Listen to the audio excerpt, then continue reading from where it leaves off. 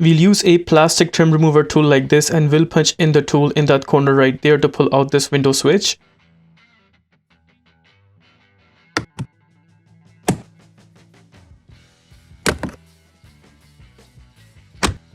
There it is. You would see that window switch taken out, and behind there's that plug that we're supposed to pull out. There is that tab right there. We'll have to press and hold that tab and then pull the plug outwards. With plug taken out, that separates the window switch from this door. Notice behind the window switch, there's that screw right there that we have to take out using a Phillips screwdriver. We'll punch in the screwdriver and then take it out.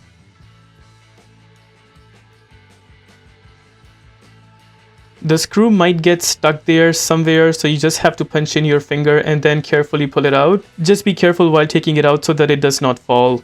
There it is, we got the screw taken out.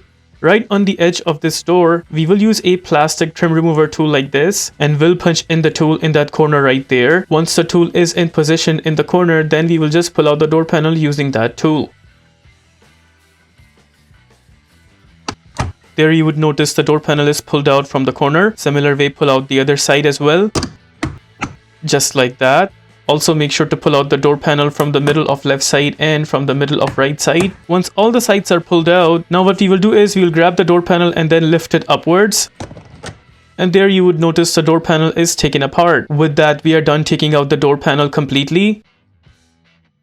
Now in case if you're installing the door panel back, just make sure all these green color clips that are in the corner, they are in position and none of them are missing, because we need all these green color clips to be in position to punch in the door panel back. All of them are in position, but there's only one missing on the top right corner, and that clip is actually stuck on the door right there. Sometimes it does happen while pulling out the door panel, certain clips get stuck on the door itself. We just need to pull them out and put them back on the door panel. Here I'll be using a clip remover tool like this. We'll punch it inside the clip and then pull it outwards.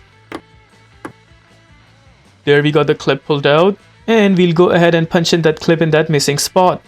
Just like that. Make sure you are pulling out this harness while punching in the door panel back. So we'll go ahead and install the door panel just like that. And also pull out that harness from the middle, right there. Make sure the door panel is in position, and it seems like it is. Once in position, then we will just give it a push from all over. It's in from top right corner. Also in from the top left corner. Making sure it's also in from the middle. Now we'll go ahead and push it from the bottom as well. It is in from all over the corner. Seems good. Now we'll go ahead and punch in that screw in the middle right there. There is that screw. Just make sure you do not lose the screw while installing it.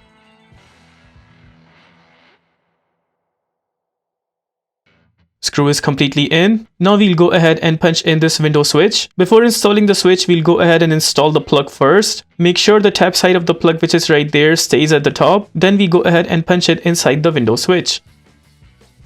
There it is. Now we'll go ahead and punch this back where we took it out from. Notice there's that white color tab right there on the window switch. It goes in that spot right there, and then some other tabs in the surrounding of the window switch itself. They're all supposed to go in the surrounding of that door panel right there. We'll carefully go ahead and punch in the window switch. Once in position, then we will press the window switch down until we hear clicking sound. There it is. It seems completely in, and with that we are done with the replacement of rear door panel. If this video helps you in any way, please consider liking this video and subscribing to our channel. Here are the list of tools used for this takeout.